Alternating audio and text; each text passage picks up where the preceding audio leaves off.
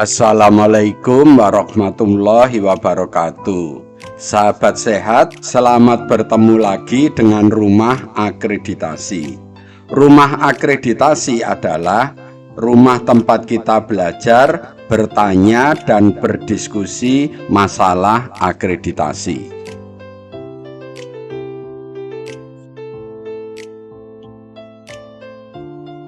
Kali ini kita akan memberikan tutorial tentang pemantauan kegiatan UKM. Jadi kegiatan di UKM itu perlu dipantau apakah kegiatannya itu sesuai dengan rencana, sesuai dengan KAK atau tidak, ya.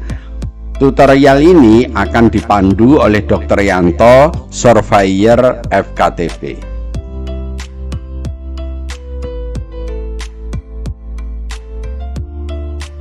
Topik kita kali ini tentang kriteria 2.8.2 ya, standar akreditasi Puskesmas ya. Mari kita baca kriterianya ya. Penanggung jawab UKM ya wajib melakukan pemantauan ya dalam upaya pelaksanaan kegiatan UKM sesuai dengan jadwal yang telah disusun agar dapat mengambil langkah dan tindak lanjut untuk perbaikan. Jadi menurut kriterianya ini ya, setiap kegiatan UKM itu wajib dilakukan pemantauan ya. Nah, pemantauan itu adalah melihat prosesnya ya, apakah proses pelaksanaan kegiatan itu sudah sesuai jadwalnya, sudah sesuai dengan KAK-nya atau tidak ya. Kalau ada penyimpangan ya, segera dilakukan perbaikan. Itu adalah kriteria 2.8.2.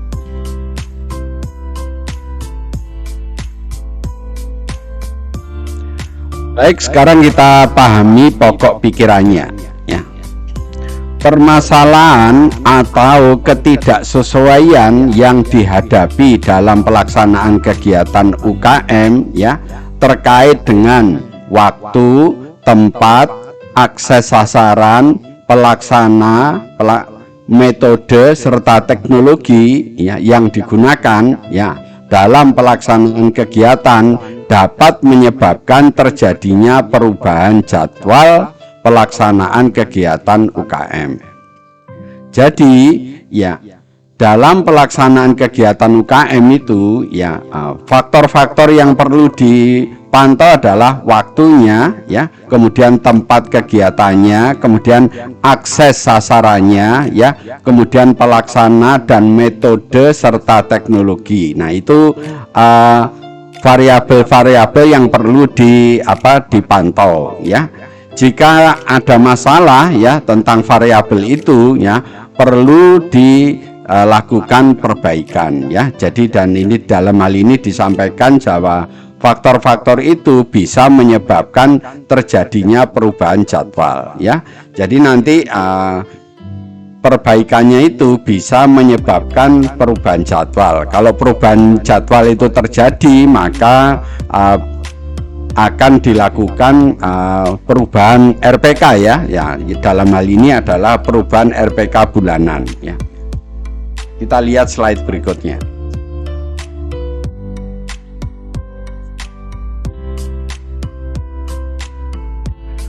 Pemantauan terhadap pelaksanaan kegiatan UKM sesuai jadwal yang disusun pada bulan sebelumnya ya, digunakan untuk menuntaskan ya penyelenggaraan pelayanan UKM Puskesmas sesuai dengan rencana pelaksanaan kegiatan yang disusun. Jadi pemantauan itu harus melihat ya apakah pelaksanaan kegiatan UKM itu sudah sesuai dengan jadwal atau tidak ya.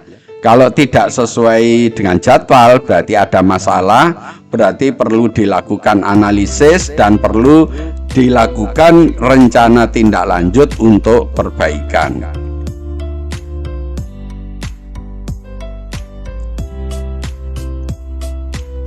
Kita lihat pokok pikiran berikutnya. pelaksanaan pembahasan kesesuaian ya dilaksanakan dalam lokakarya mini bulanan. Jadi ini yang perlu ya.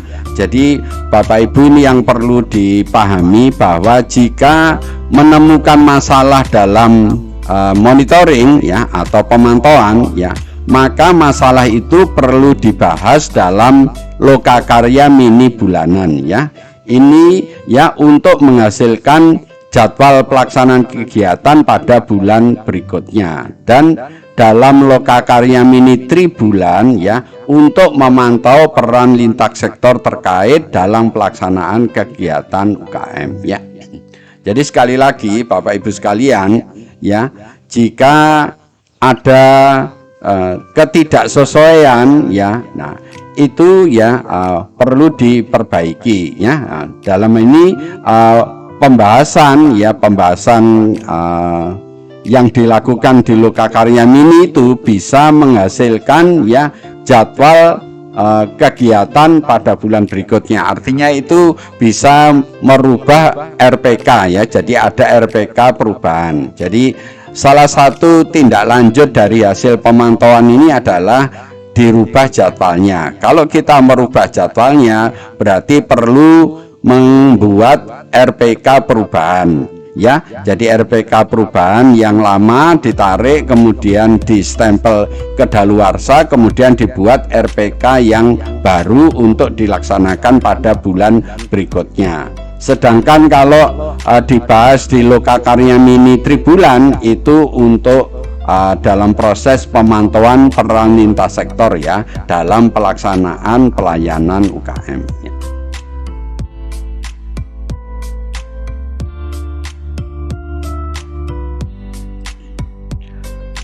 Rencana pelaksanaan kegiatan ya yang biasa kita singkat RPK yang sedang dilaksanakan dapat direvisi bila perlu ya. Jadi ini Bapak Ibu juga perlu ketahui. Jadi RPK ya, RPK bulanan terutama ya, itu bisa direvisi ya jika ya ada perubahan kebijakan pemerintah atau ada perubahan kebutuhan masyarakat atau sasaran serta usulan-usulan perbaikan yang rasional. Jadi Bapak Ibu perlu ketahui bahwa RPK rencana pelaksanaan kegiatan itu dapat direvisi. Kapan revisi itu dilakukan ya? Yang pertama, jika ada perubahan kebijakan dari pemerintah atau ada perubahan kebutuhan masyarakat atau sasaran, atau ya ada usulan-usulan perbaikan yang rasional. Jadi sekali lagi bahwa RPK itu bisa direvisi. Bagaimana caranya merevisi? RPK yang lama itu ditarik, kemudian distempel kedaluarsa, kemudian membuat RPK yang baru ya. RPK yang baru yang dalam ini adalah RPK bulanan yang akan kita laksanakan pada bulan berikutnya.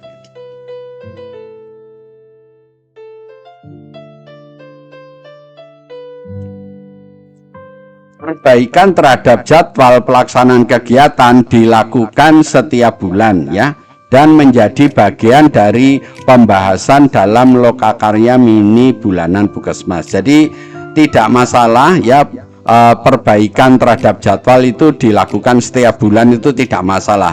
Jadi ada perubahan RPK setiap bulan itu tidak masalah, dan itu pembahasannya dilaksanakan di lokakarya mini bulanan. Pergeseran jadwal bisa terjadi antar bulan atau dengan melaksanakan perbaikan terhadap komponen jadwal seperti tempat, waktu, sasaran kegiatan, pelaksana, serta metode dan teknologi ya. Jadi sekali lagi bahwa RPK itu bisa dilakukan revisi dan bisa dirubah jadwalnya ya.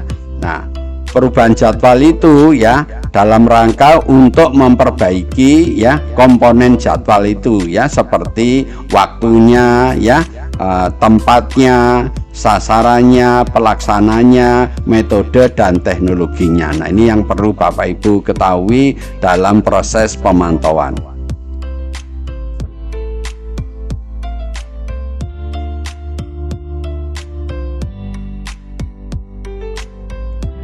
Kita lihat slide berikutnya.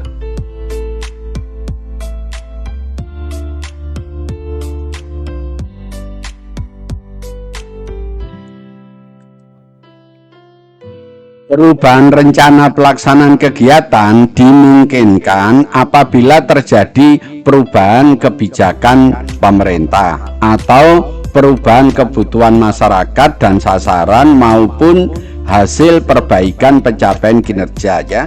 Jadi ini tadi juga sudah dibahas bahwa perubahan rencana pelaksanaan kegiatan itu dilakukan apabila terjadi perubahan kebijakan, terjadi perubahan kebutuhan masyarakat, dan tak ada hasil perbaikan pencapaian kinerja ya. Perubahan rencana kegiatan itu memperhatikan usulan-usulan ya, baik dari pelaksana, lintas program, dan lintas sektor terkait. Jadi dalam hal membuat perubahan rencana itu perlu memperhatikan usulan-usulan ya, baik dari pelaksana, lintas program, dan lintas sektor terkait.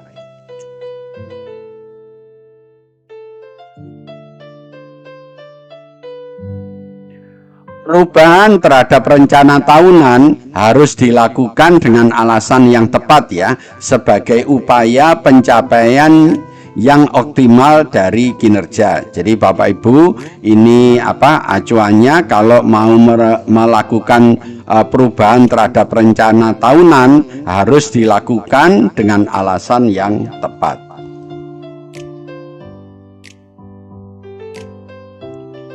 Baik, sekarang kita lihat elemen penilaiannya ya dalam standar akreditasi Puskesmas ya. Kita lihat EP yang pertama ya.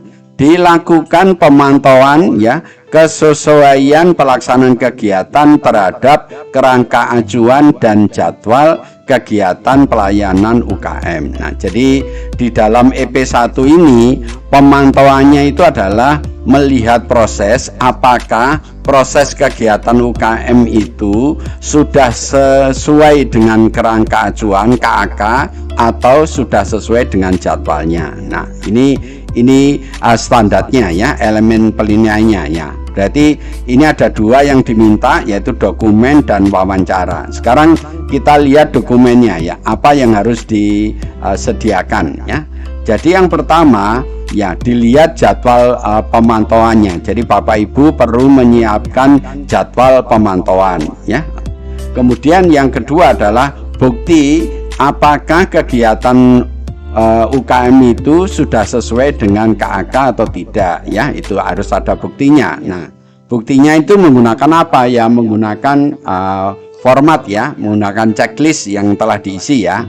Kemudian juga bukti apakah pemantauan itu sesuai dengan jadwal atau tidak ya. Untuk membuat bukti ini ya, berarti Bapak Ibu perlu membuat checklist yang telah diisi ya. Untuk lebih jelasnya, mari kita lihat pada slide berikutnya.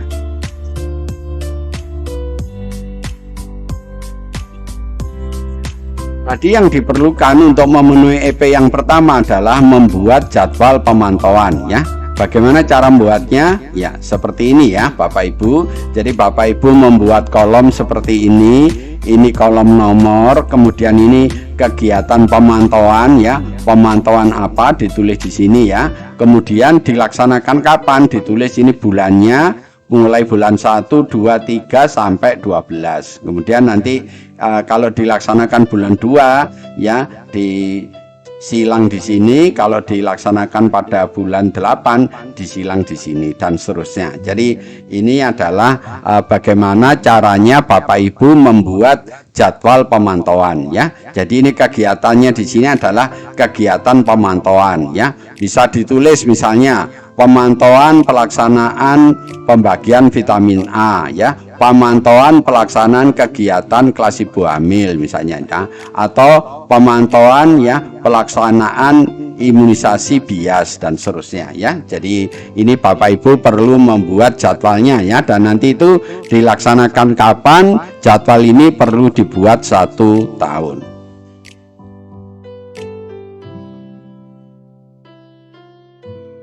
Berikutnya yang diminta adalah bukti pemantauan ya. Bagaimana caranya membuat bukti pemantauan ya? Jadi Bapak Ibu membuat format ya, format pemantauan ya. Jadi format pemantauan Bapak Ibu bisa buat seperti ini. Jadi ini nomor, kemudian ini kegiatan, kegiatannya apa? Misalnya kegiatan adalah pemantauan ya, pelaksanaan kelas ibu hamil ya, seperti itu. Nah, nanti yang dilihat apa variabelnya, bisa sasarannya, bisa waktunya, bisa tempatnya ya, atau bisa Bapak Ibu bisa tambah yang lain ya, tentang pelaksananya, tentang metodenya ya, atau teknologinya ya. Nah, kemudian di sasaran ini dibagi dua gini, ini S itu sesuai, ini tidak sesuai. Jadi kalau sasarannya sesuai itu dicentang di sini. Kemudian juga waktunya, kalau waktunya sesuai dicentang di sini, kalau tidak sesuai dicentang di sini. Begitu juga tempatnya, kalau sesuai dicentang di sini, kalau tidak sesuai dicentang di sini. Ini adalah bukti tentang pemantauan. Jadi nanti kalau Bapak Ibu diminta mana bukti pemantauannya, nah Bapak Ibu bisa menyerahkan format ini kepada surveyor ya.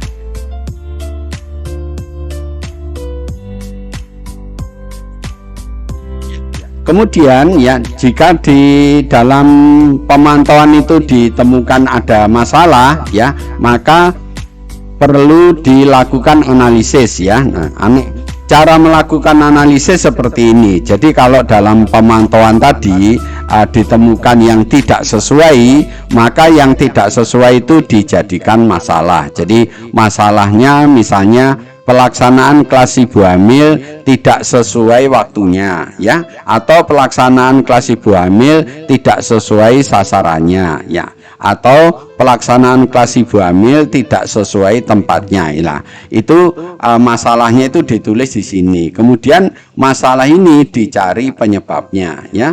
Penyebabnya ini bagaimana caranya mencari, bisa menggunakan ya 5 why, atau ditanyakan mengapa sebanyak 5 kali, dan kalau sudah ketemu penyebabnya ya, kemudian dibuat rencana tindak lanjut ya. Dalam mencari penyebabnya Bapak Ibu juga bisa menggunakan fishbone diagram atau diagram tulang ikan ya. Nah, kemudian RTL yang pendek ini yang hanya 1 kolom, agar bisa dikerjakan perlu dibuat rencana atau RTL yang panjang. Jadi RTL yang panjang seperti ini ya. Ada nomor, kegiatan, tujuannya apa, sasarannya siapa, tempatnya di mana, waktunya kapan, pelaksananya siapa, biayanya berapa. Kalau ada sesuatu perlu dijelaskan, perlu ditulis di keterangan. Nah, jadi ini yang merupakan bukti pemantauan ya. Jadi bukti pemantauannya ada 3 ya. Ada checklist pemantauan, ada bukti analisis, dan bukti RTL ya.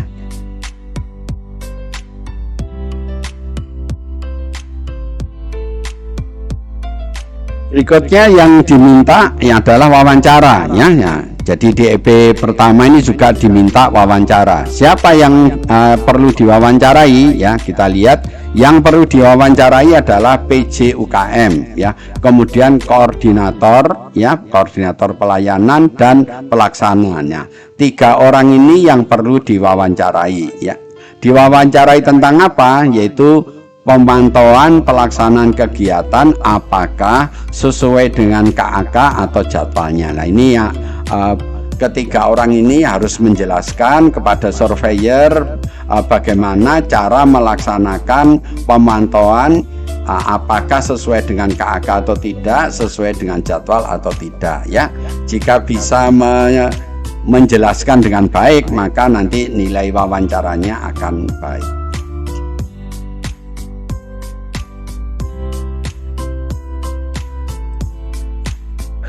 Sekarang kita lihat elemen penilaian yang kedua ya.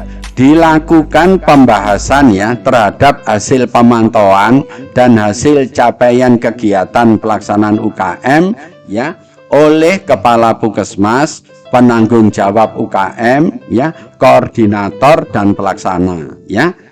dalam lokakarya mini bulanan maupun dalam lokakarya mini tribulan. Jadi sekali lagi, dalam membahas hasil pemantauan atau hasil monitoring itu perlu dibahas dalam lokakarya mini. Nah, dalam EP kedua ini perlu disiapkan dua ya, yaitu tentang dokumennya dan wawancaranya. Sekarang kita lihat dokumen apa aja yang diperlukan untuk memenuhi EP yang kedua. Yang pertama adalah jadwal lokakarya mini ya, baik yang bulanan maupun tribulan. Jadi Bapak Ibu perlu membuat jadwal lokakarya mini ya, sekali lagi baik yang bulanan maupun tribulan ya. Nanti contoh jadwalnya akan kita lihat di slide berikutnya. Kemudian Bapak Ibu juga perlu melakukan bukti pembahasan ya. Karena pembahasan ini melalui rapat ya, lokakarya mini ya, berarti ini buktinya uang ya. Uang itu singkatan dari undangan ya, kemudian absensi, notulen, dan gambar. Ini untuk membuktikan bukti pembahasan ya.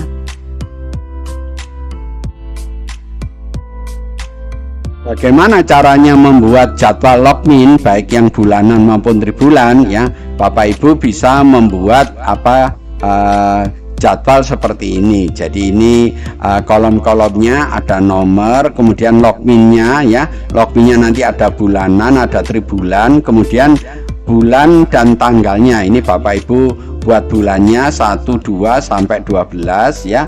Kemudian dilaksanakan tanggal berapa. Jadi misalnya logmin bulanan itu pada bulan Januari dilaksanakan tanggal berapa, ditulis di sini misalnya tanggal 3. Kemudian kalau bulan Februari tanggal 5, bulan 3 ini tanggal 2 dan seterusnya. Begitu juga untuk tribulanan. Jadi ini Bapak Ibu kalau membuat jadwal logmin baik bulanan maupun tribulan, buatlah seperti kolom ini ya. Jadi format ini bisa dipakai.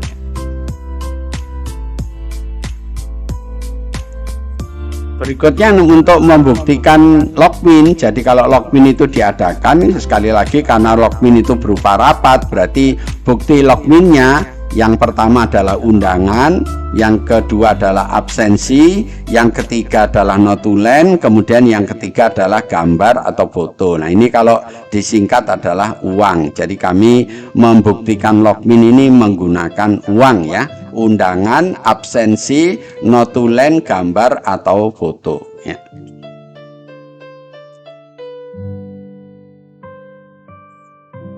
Jadi kita lihat berikutnya tentang wawancara ya. Jadi tadi yang dokumennya, sekarang tentang wawancara ya. Siapa yang perlu diwawancarai ya? Yang perlu diwawancarai adalah Kepala Puskesmas, PJ UKM, kemudian koordinator pelayanan dan pelaksana ya. Ini ada 4 ya yang akan diwawancarai ya. Kepala Puskesmas, PJ UKM, koordinator pelayanan dan pelaksana ya.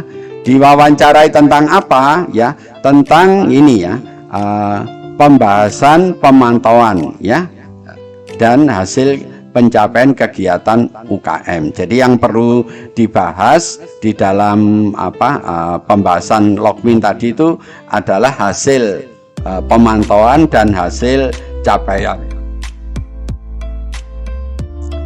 Kalau semuanya bisa menjelaskan dengan baik, nanti wawancara ini akan diberi nilai yang baik.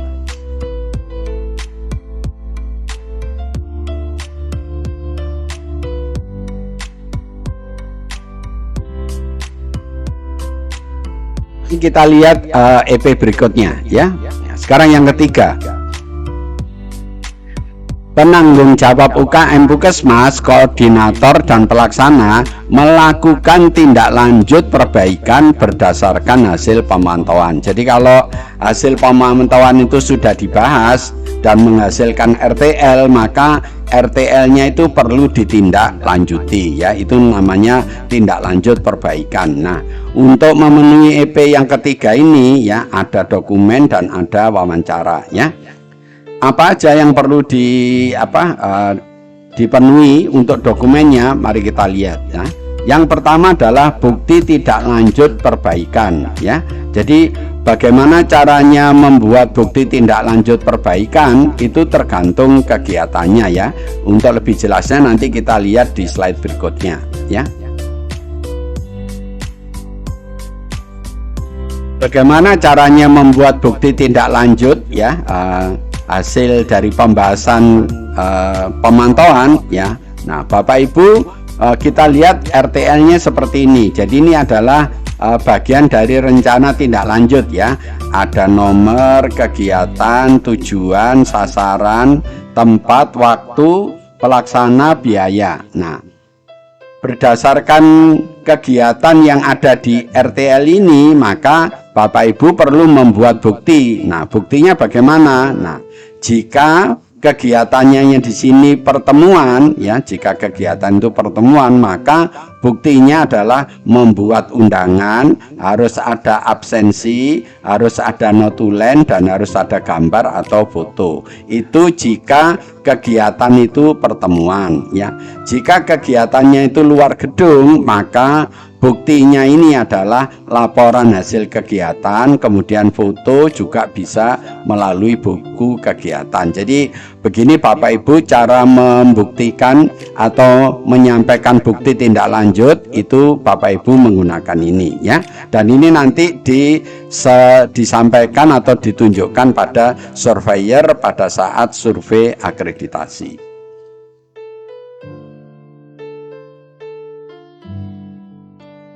Berikutnya pada EP yang ketiga itu juga ada wawancara. Berarti Bapak Ibu perlu mengetahui siapa yang diwawancarai, yaitu PJ UKM, koordinator, dan pelaksana ya.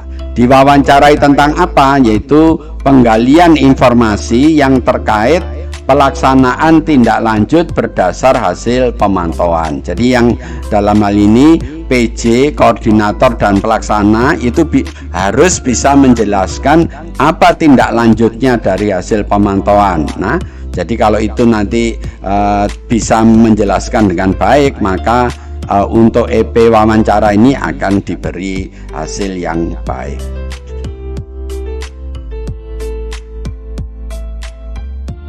Ini kita lihat EP yang keempat ya. Kepala Puskesmas ya dan penanggung jawab UKM bersama lintas program dan lintas sektor ya melakukan penyesuaian rencana kegiatan berdasarkan hasil perbaikan dan dengan tetap mempertimbangkan kebutuhan dan harapan masyarakat atau sasaran ya. Jadi di EP 4 ini ya, ini Kepala Puskesmas ya dan penanggung jawab UKM ya perlu melakukan penyesuaian rencana kegiatan berdasarkan hasil perbaikan. Itu adalah bunyi tentang EP-nya. Nah, dalam hal ini untuk memenuhi EP yang keempat ada dokumen, ada wawancara ya. Sekarang kita lihat dokumennya. Apa yang perlu dipenuhi ya untuk EP 4 ini ya.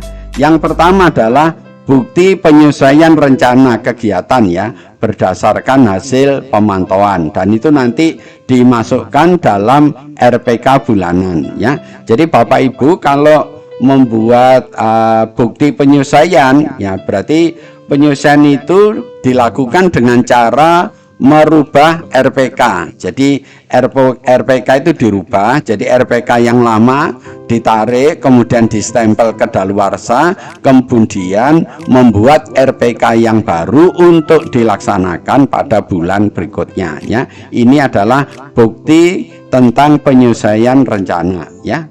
Kemudian juga bukti pelaksanaan kegiatan ya sesuai dengan jenis kegiatan. Jadi bukti kegiatan tadi sudah dijelaskan, bisa berupa pertemuan atau bisa berupa kegiatan luar gedung ya.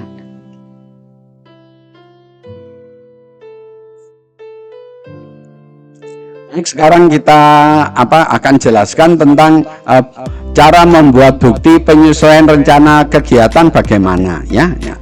Jadi Bapak Ibu harus melihat RTL-nya lagi ya. RTL tadi ya sudah ini dijelaskan, ada nomor, kegiatan, tujuan, sasaran, tempat, waktu, pelaksana, biaya. Nah, ini RTL-nya. Kemudian dari RTL ini ya, itu jika ya RTL-nya itu tidak perlu dana, berarti langsung dimasukkan RPK bulan berikutnya. Nah, dalam hal ini Bapak Ibu perlu membuat RPK perubahan ya. Nah, jadi sekali lagi RPK perubahan ya pada bulan berikutnya itu bisa terjadi jika RTL-nya ini tidak perlu dana. Namun jika RTL-nya itu perlu dana, berarti perlu dimasukkan ke RUK dahulu, yaitu RUK pada tahun berikutnya. Nah, ini tolong Bapak Ibu perhatikan. Jadi nanti untuk membuat bukti ya, bukti penyelesaian rencana kegiatan ada dua ya. Ada dua, itu berdasarkan apa? Berdasarkan RTL hasil dari pemantauan ya. Jadi dari pemantauan tadi ada RTL-nya, kemudian dilihat jika RTL-nya tidak perlu dana, berarti langsung dimasukkan di RPK bulan berikutnya dengan cara membuat RPK perubahan. Tetapi jika RTL-nya itu perlu dana, itu bisa dimasukkan ke RUK tahun berikutnya ya. Jadi nanti Bapak Ibu hanya menunjukkan tentang perubahan RPK atau tentang RUK ya. Ini merupakan bukti penyesuaian tentang rencana kegiatan.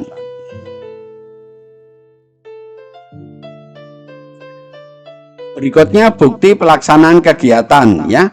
Bukti pelaksanaan kegiatan ya, Bapak Ibu juga perlu melihat RTL-nya ya. RTL-nya dilihat lagi. Kemudian jika pertemuan ya, bukti pelaksanaan kegiatan itu berupa undangan, absensi, notulen, dan gambar atau foto. Itu jika pertemuan. Tetapi jika kegiatan luar gedung, maka buktinya itu bisa laporan hasil kegiatan, LHK, bisa foto, ditambah foto, bisa buku kegiatan ya. Ini adalah kalau ditanya Bapak Ibu mana bukti pelaksanaan kegiatan, Bapak Ibu bisa menunjukkan bukti-bukti ini.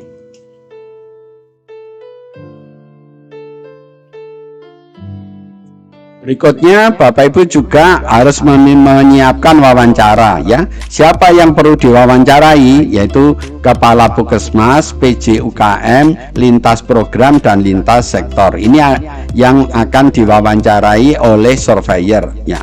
Diwawancarai tentang apa? Yaitu tentang penggalian informasi terkait penyelesaian rencana ya. Jadi kalau ada penyelesaian rencana, bagaimana caranya, itu harus dijelaskan. Kalau bisa menjelaskan dengan baik, ya nanti wawancara ini akan mendapatkan hasil yang baik.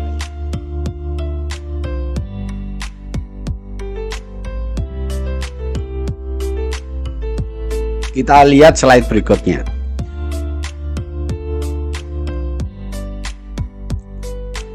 Baik, sekarang EP yang kelima ya. Penanggung jawab UKM ya menginformasikan penyesuaian rencana kegiatan ya kepada koordinator, pelaksana, sasaran, lintas program dan lintas sektor. Jadi EP ini ya menyatakan bahwa kalau perubahan itu telah dibuat ya, maka perlu diinformasikan ya tentang penyesuaian rencana kegiatan tadi.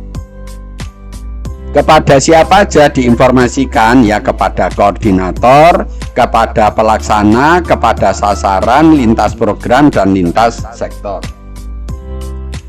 Ada dua untuk memenuhi EP ini, yaitu dokumen dan wawancara. Sekarang dokumennya apa yang perlu Bapak Ibu persiapkan ya?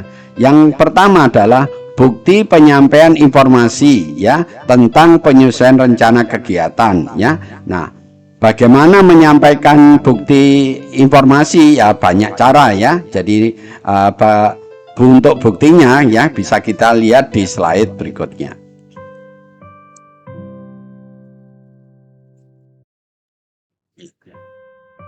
Nanti Bapak Ibu kalau ditanya mana bukti penyampaian informasi? Nah, Bapak Ibu bisa menunjukkan buktinya. Nah, buktinya penyampaian informasi itu bisa apa saja ya, bisa surat ya. Jadi kalau Bapak Ibu menyampaikan informasi lewat surat, maka suratnya ini dikopi ya, nanti ditunjukkan pada surveyornya. Atau kalau lihat WA, berarti kalau Bapak Ibu menyampaikan di WA grup ya, maka itu di screenshot ya. Jadi nanti WA-nya di screenshot ya. Atau Bapak Ibu bisa ditempel di papan pengumuman, itu bukti penyampaian informasi juga, atau bisa lewat email. Nah, mana dari bukti-bukti ini yang Bapak Ibu bisa tunjukkan? Nah, itu nanti itu semuanya ditunjukkan pada surveyornya. Ini merupakan bukti penyampaian informasi. Kemudian di EP nomor 5 ini juga ada wawancara ya. Siapa yang perlu diwawancarai? Yang pertama adalah PJ UKM, koordinator, pelaksana, sasaran, lintas program dan lintas sektor. Itu yang akan diwawancarai ya. Diwawancarai tentang apa? Tentang penggalian informasi terkait informasi penyesuaian rencana kegiatan. Jadi nanti Bapak Ibu yang ini yang PJ koordinator pelaksanaan ya akan ditanyai ya oleh surveyornya, bagaimana cara menginformasikan perubahan kegiatan. Lah Bapak Ibu bisa menyebutkan ya, nanti bisa disampaikan lewat surat, bisa disampaikan lewat WA grup ya, misalnya bisa lewat papan pengumuman atau lewat email atau lewat media sosial yang lain. Nah, jadi kalau Bapak Ibu nanti bisa membuktikan itu dengan baik, bisa menjelaskan dengan baik, nanti wawancaranya akan baik. Nah, terima kasih telah menonton video ini ya. Kalau video ini Bapak Ibu anggap baik, tolong kami diberi like ya. Dan Bapak Ibu jangan lupa untuk subscribe ya, agar Bapak Ibu tidak ketinggalan kalau kami mengupload video-video yang baru ya. Kalau ada sesuatu yang kurang jelas, tolong Bapak Ibu menulis di komen YouTube ya, channel Rumah Akreditasi. Atau kalau Bapak Ibu pengen dibuatkan materi sesuai yang diinginkan, tolong juga menulis di komen YouTube Rumah Akreditasi ya. Nah, dan yang terakhir, tolong bantu share ya video ini kepada teman-teman kita yang lain, sahabat kita yang lain, sejawat kita yang lain, agar teman, sahabat, dan sejawat kita yang lain itu bisa ikut mendapatkan manfaat dari video ini ya. Lebih kurangnya saya mohon maaf. Mari kita akhiri tutorial kali ini dengan membaca hamdalah. Alhamdulillahirobbil alamin. Wassalamualaikum warahmatullahi wabarakatuh.